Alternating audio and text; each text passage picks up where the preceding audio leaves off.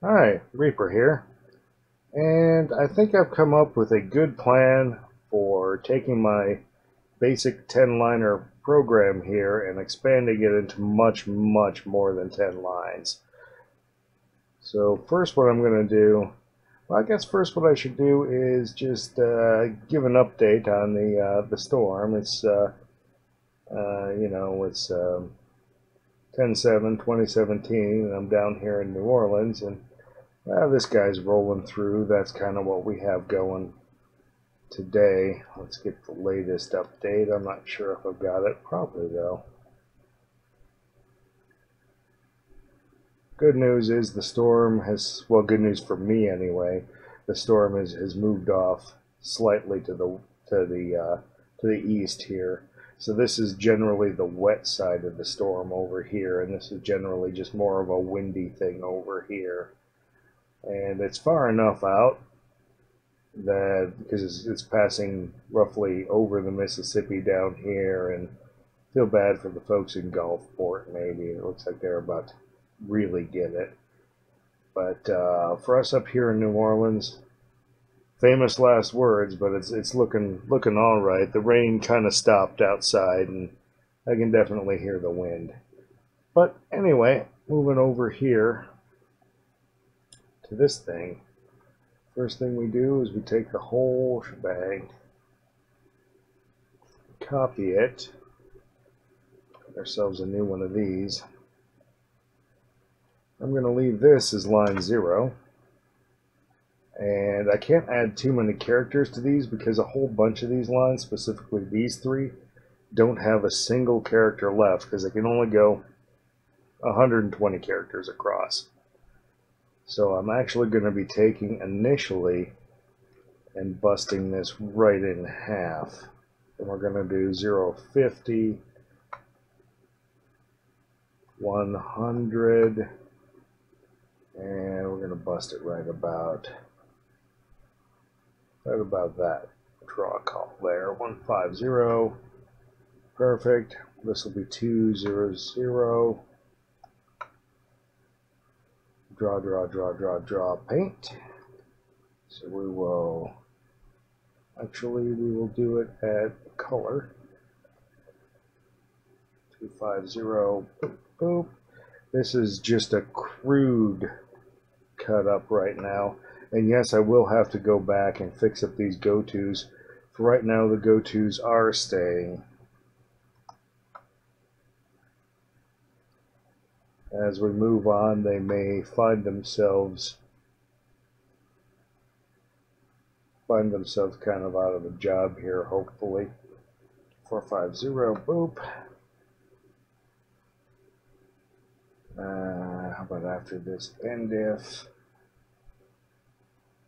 550, as I realize this is 500, stick. Oh, there's a bunch of the same stuff here. So this actually looks like where I'm checking for the stick direction. The game only handles cardinal directions, and then I stuff it into this variable D, probably for direction. And then right below it, after I finish stuffing the 4 directions in, I test them all one at a time. Okay. And that's what this is down here. So I test for D if it equals 1. Then I move the X direction 1. Okay, fine.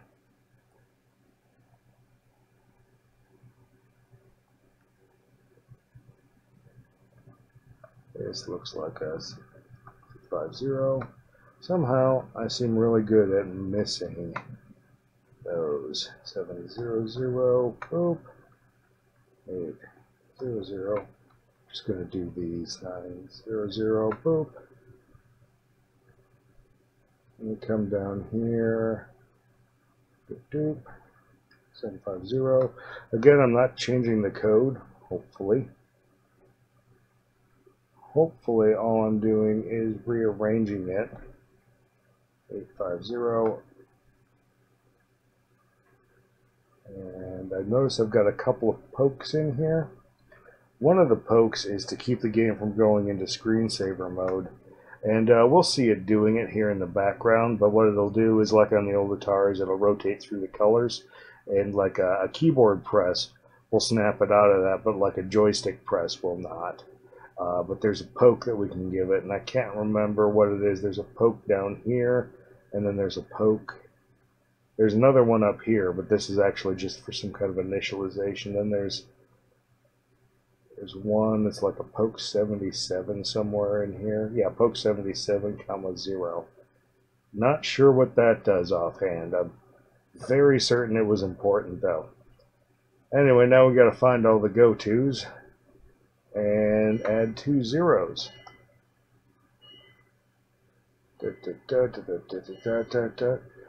Draw, draw, draw, paint, paint, paint. Okay.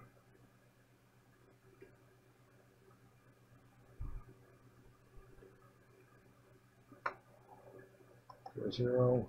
There's one that I missed. 500.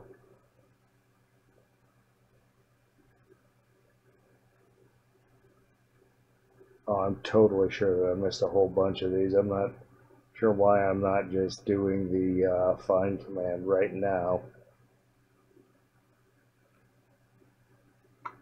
Go to 500. Go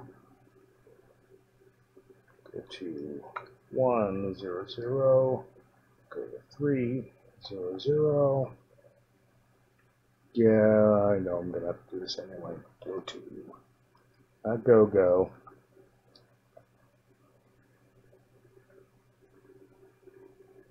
Go to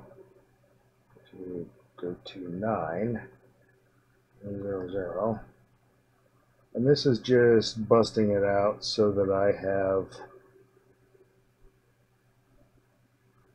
hopefully I don't have to move all this stuff again and adjust my go-tos.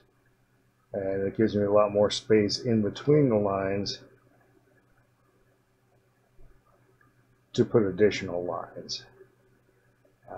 Actually, for example, this one, I really want to break out all of these individual ifs.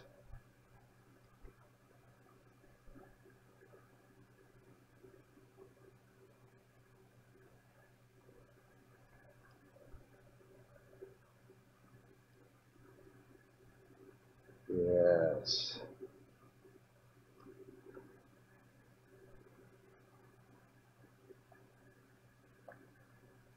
So I've got like 3 different lines where all I'm doing is taking the stick 0 equals stick, so I don't have to keep testing stick because it's long. And I'm testing these against these basically, and then I'm testing the D variable down here and actually moving the plot. So then we go 505, 510, 515, and we come down to 550, great. 555, 560, 600, and this will be 605. We just have to have ascending numbers in here. It doesn't really matter what the increment is as long as they're ascending. And I really don't want to change too many. So there shouldn't be any go-tos. So there's the screensaver up there. This is what the poke fixes. It'll randomly switch colors trying to save a CRT screen, which, okay. You know, that had its day. Didn't want to let this thing sitting there for. You don't want the word ready and that little flashing cursor below it to burn itself into your monitor. That'd be bad. Let's see. So I don't think there's anything that just jumps into like a 600. All right. Because I'm wondering if I can get all these guys' numbers together.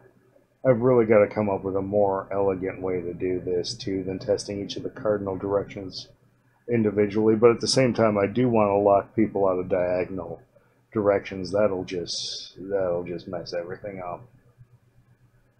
It's part of the fun of the game is not having your diagonals.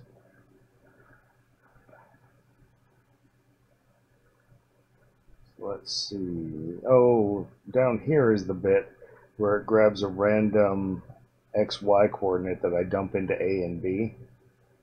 And then later on, I'm going to test A and B to see if they're orange, or see if they're black, actually. And if they're black, I'll place something there. If not, it'll grab 2 on the next pass. This is all starting to come back to me.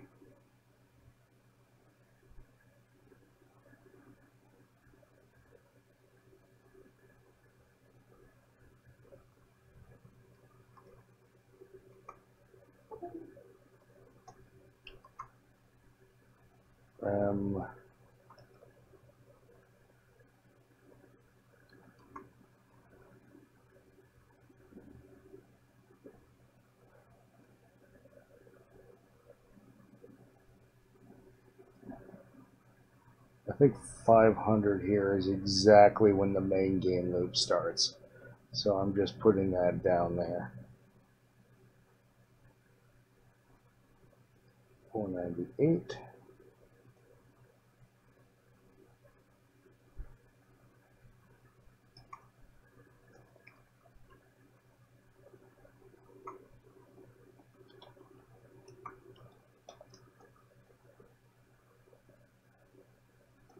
And just a couple of comments in there. And before we get too far, I should paste this in and make sure I haven't broken it.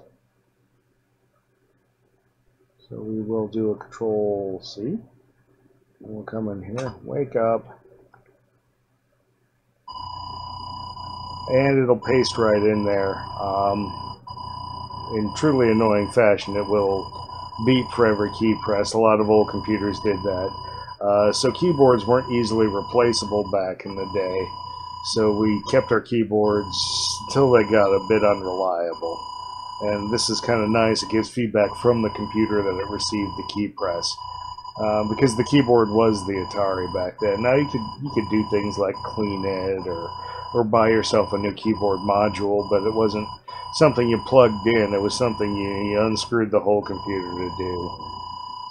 So this kind of thing was a bit on the necessary side back then.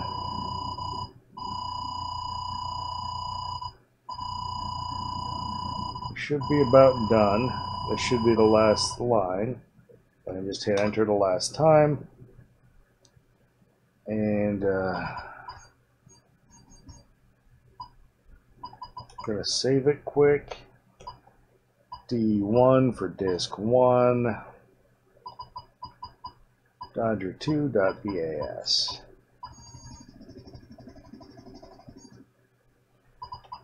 And let's see if it runs. It does run. Something neat I'm noticing about the construction of the level is I've been kind of looking at how life goes up here in these lines. You know, basically your one starts at the end of 100 here, 150 and 200 in the new numbering scheme. It starts out with a completely black screen, and then I draw this orange line, then I do a fill here and here, and it looks like I do the racing start-finish line with 2 separate plots a little ways out of sequence.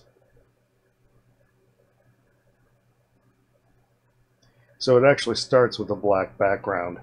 This probably isn't going to be how this map gets drawn in the future. It'll probably start with a green filled background,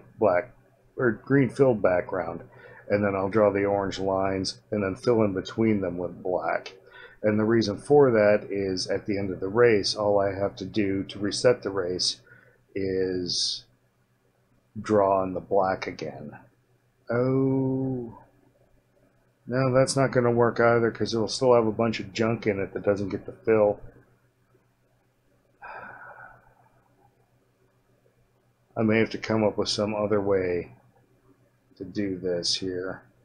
I'm looking for a way to make it a little faster on the redraw, and now that I have the luxury of extra lines, I can start thinking about it. But we should finish actually testing this game here. Oh, controller went to sleep.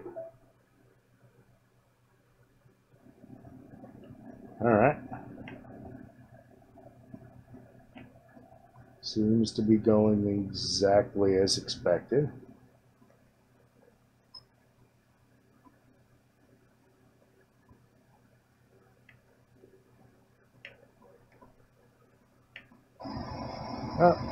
And it died.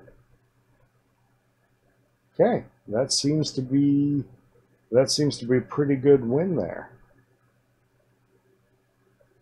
It's kind of amazing that I've forgotten all this Atari stuff. I mean, I grew up with the thing, I had the thing since the age of 3, and it was a significant enough event that I still remember it. Pa brought it home one day, and he built a special like a keyboard stand out of wood for it. They got the keyboard down to the right height, and he enjoyed doing CAD and that kind of stuff on it. But it was mostly my game machine, and there was a good steady stream of games for that thing, entirely legitimate games from the computer club, of course, until they dried up somewhere in the early '90s. I only knew one other person that had one. My cousin, actually step cousin Ben, he had one. He had the old, slightly older Atari 800 with the 48K, so he could do disk operations, and I had the Atari 800 XL, which came with 64K and didn't need any upgrading to do disk. So I looked into the price that Pa actually spent on this thing back in the day, and between the computer, which was about $500, and the disk drive, which was about $500, you had about 1,000 into the thing. And the first disk drive we had was the Indus GT, which is really a beautiful device, a beautiful piece of '80s design work. And unfortunately, it conked out after, I don't know, half a decade or so, and we ended up with a 1050 at that point. The price on those had probably come down. As I understand, they were a bit more expensive device, much larger too, a very hardy disk drive.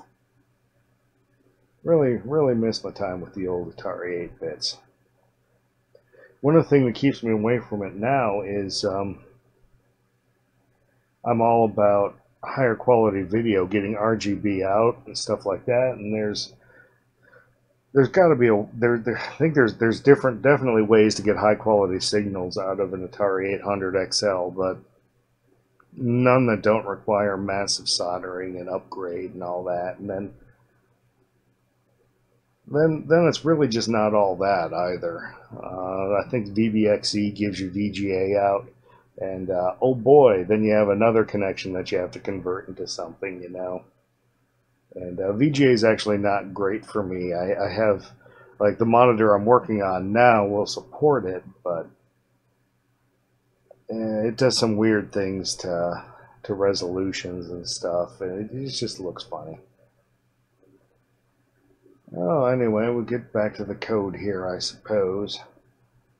And it seems like I got everything in my expansion here. So just to summarize, some of the first things I want to do, I want to separate out all of this early drawing stuff and stuff that into a subroutine at the end and just call the subroutine. And I want to get into that subroutine routine, I guess. Because I want to have many levels available right from the beginning. And I want to have each of these levels have their own high score, and then I wanted to sum up the high score. Well, I really wanted to be kind of a high score chasing thing. And I may end up doing some kind of a thing where it spits out a code and gets sucked up by, consumed by a web application for maybe an online high score table. I don't know. That's just that's dreaming big there, I suppose. Let's have another look at this storm.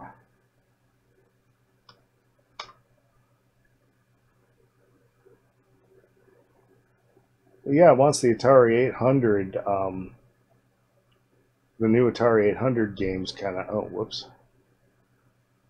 dried up.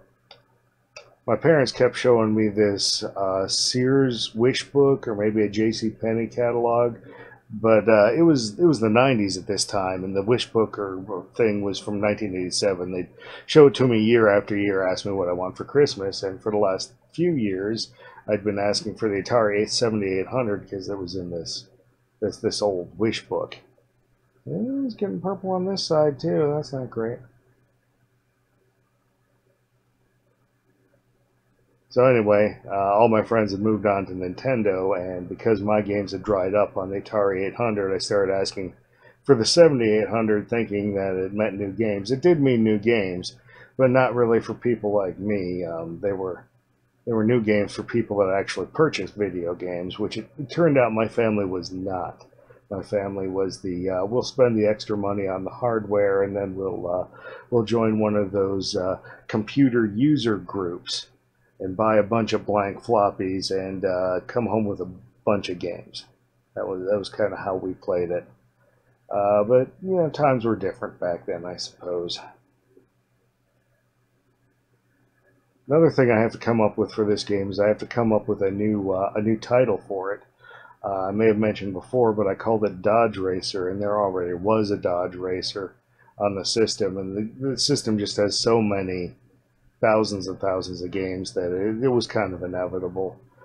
It must have stuck in my head from something or other, and I actually call a whole genre of gaming Dodge Racers, and that's probably where it came from. So I am going to have to rename it. Elsewhere on my channel, I came up with a neat little title screen where I called it Bit Racer and drew it out, and you know, it looks really great. Too bad I don't have the source code for it anymore and have no idea where it is because it's not on the same disk. So I think that's probably development from the netbook 2 netbooks ago or something, and I just don't think I have it. So I'm going to have to come up with a new name and a new title screen. I want it to kind of go title screen into menu screen. Then I want it to jump down to a subroutine that builds up the level. And then I want to play until people are dead. And I want it to be a short button press to continue playing the same level, and a long press and hold to get out to the main menu. I'm going to have to do some thinking on that one, I realize. There's a way to do it. I just haven't sorted out all the details up in my head yet. But I think this is probably a pretty good start. Now I've got the room to grow with my code, and I don't have to readjust all those garbage go-tos anymore. So I think mission accomplished for today.